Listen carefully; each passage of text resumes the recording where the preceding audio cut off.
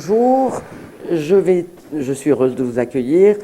Je vais tout de suite passer la parole à Madame Chantal, au docteur Chantal Berger aussi, qui nous fait l'honneur d'ouvrir ce colloque DU Précarité Santé avec un fort lien sur le lien social. Madame Berger est adjointe au maire, notamment sur les questions de santé. Et je lui passe la parole, je dirai peut-être un petit mot juste après. À vous la parole.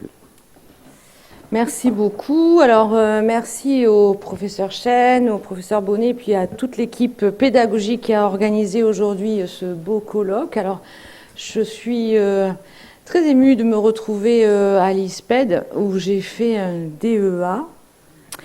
Mais vu la couleur de mes cheveux, vous savez, vous avez tout de suite compris que c'était pas l'année dernière. Et puis quand je vous dis DEA, ça fait quand même quelques années. Donc moi j'ai fait un DEA à l'ISPED au tout début, après mon internat, sur le délai d'accès aux soins dans le premier épisode psychotique. Et comme je le disais au professeur Chêne, ça a infusé, ça a diffusé chez moi et ça a guidé toute ma carrière. Donc je suis déjà venue ici il y a quelques années, je ne sais plus à quelle occasion, je crois que c'était une rencontre avec les EMPP, et on parlait précarité, et comme je m'occupe en fait dans ma vie professionnelle et mon métier de psychiatre que j'exerce à l'hôpital à côté, à Charles-Pérens depuis 30 ans, de territoires que j'appelle territoires éloignés qui sont le Médoc et le bassin d'Arcachon, mais en l'occurrence le Médoc, je me rappelle très bien avoir dit ici que la précarité, certes, c'était ce que l'on appelait à l'époque les patients SDF, mais qu'il n'y avait pas que cette forme de précarité, il y avait aussi une autre précarité. Et même s'il n'y avait pas la guerre, etc., je disais qu'il y avait des personnes qui ne pouvaient pas mettre de l'essence dans la voiture pour avoir accès aux soins et pour venir jusqu'à Bordeaux. Et que de fait, il fallait aller vers.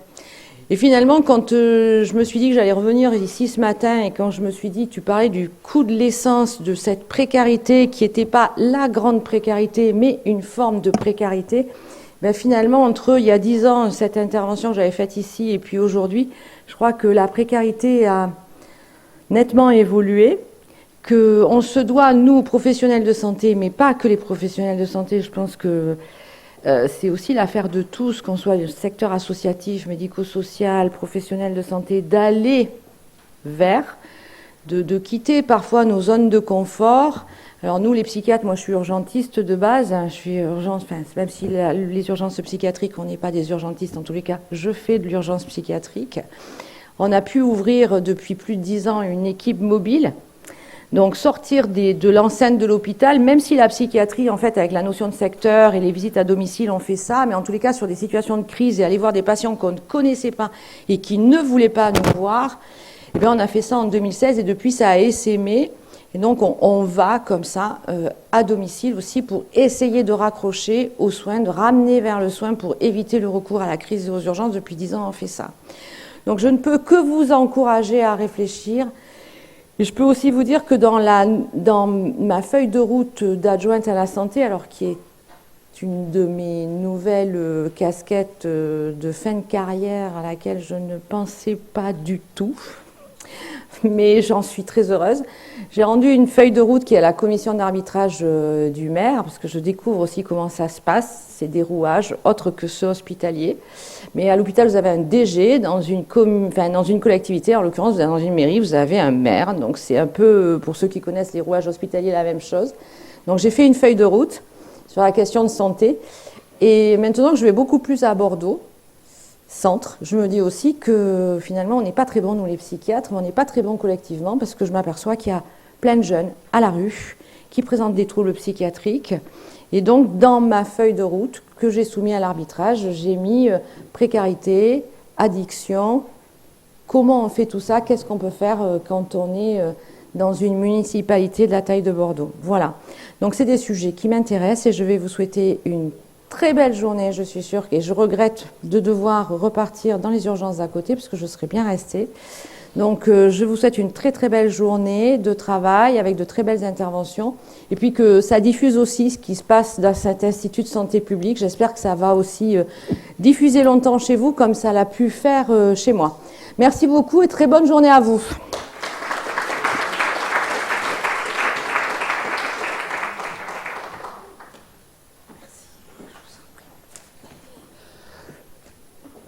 Donc, quelques mots, ou quelques phrases. D'abord, nous remercions beaucoup Chantal Berger d'avoir pris du temps pour venir ouvrir. Et elle a l'âge d'un DEA, moi aussi. Voilà, donc c'était aussi les DEA qui sont devenus les masters. Donc, je suis Simone Matoulin-Pellissier, la directrice de l'ISPED, professeure de santé publique. Et je voulais dire quelques mots.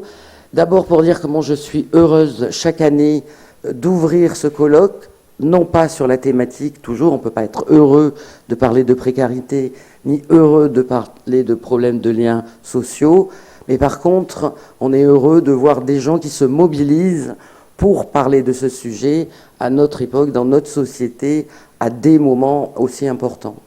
Donc, merci aux équipes pédagogiques, merci aux intervenants de venir, merci aux participants de venir. Vous commencez, mais il va y avoir d'autres personnes qui vont arriver dans la journée. On est très content de vous accueillir à l'ISPED.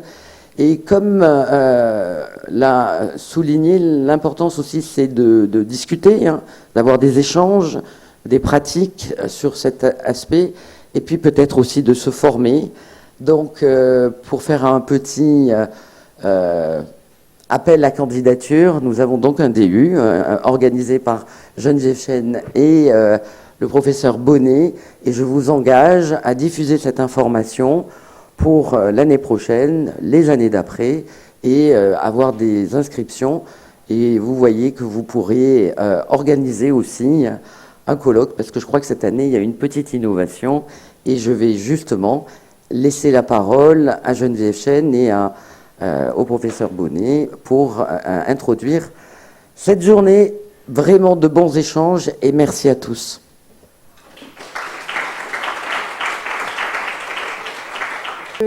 Bonjour à toutes et à tous et bienvenue donc à nouveau à l'Institut de santé publique pour cette journée, et merci pour votre présence à cette journée du DU, du colloque du DU Santé Précarité. Le DU chaque année organise un colloque qui est le dernier séminaire du DU, et contrairement à ce qui est écrit sur la diapo, c'est vraiment le fruit en effet du travail collectif entre l'équipe pédagogique, et c'est nouveau cette année, et la promotion 2025-2026, qui est dans vos rangs aussi. Et donc ça, on est très content de ça. C'est aussi une singularité.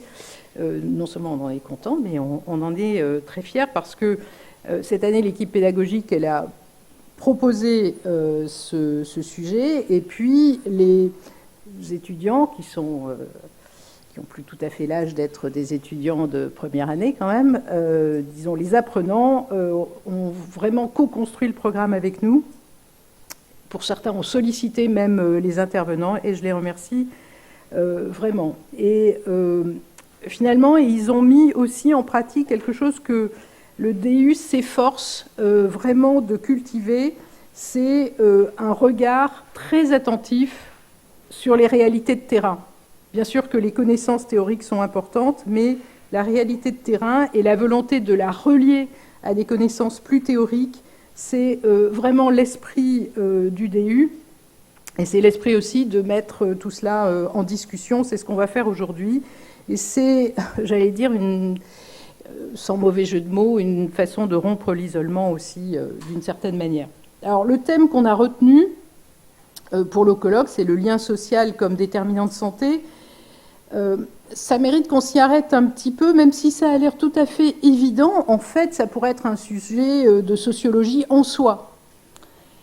Je parle sous contrôle de Fiona Gédéon Hachi, qui est notre maître de conférence en anthropologie et avec qui j'ai beaucoup travaillé aussi sur ce programme dans le cadre de l'équipe pédagogique. Parce que le lien, c'est aussi ce qui fonde l'appartenance, ce qui fonde la dignité et ce qui fonde la reconnaissance mutuelle. Et donc, aujourd'hui, ce qu'on convoque, c'est le lien social comme un lien avec la santé publique, parce que ici, c'est un institut de santé publique. Donc, notre périmètre à nous, c'est la santé. Mais c'est parce que la fragilisation du lien, qui peut être progressive, qui peut être cumulative, qui peut être invisible, et c'est aussi ces sujets-là qu'on va discuter aujourd'hui, eh bien, elle précède la dégradation de l'état de santé, elle aggrave le cours des maladies et elle peut compromettre aussi toute tentative d'accompagnement à un moment donné où on peut avoir l'impression que c'est trop tard. Et donc, avant le diagnostic, il y a l'invisibilité à vaincre, et derrière l'isolement, il y a souvent des trajectoires aussi de disqualification que ni le professionnel de santé, ni le travailleur social, ni l'aidant, ni tous ceux qui interviennent autour de ces personnes ne peuvent lire ou résoudre tout seuls.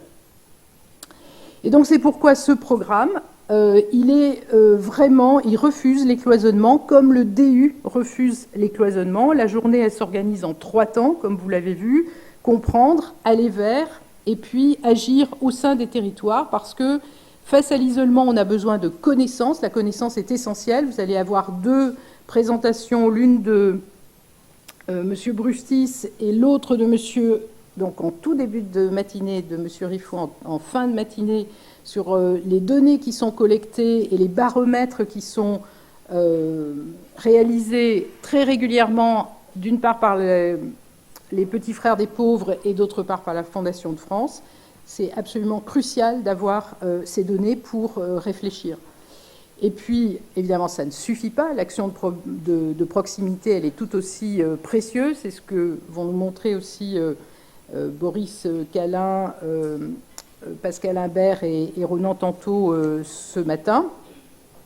Et on passera ensuite à la notion d'aller vers avec Stéphanie Van Den Toren et de médiation en santé, puisqu'il faut agir sur le lien, et c'est aussi cette notion d'aller vers que Chantal Berger a mentionnée.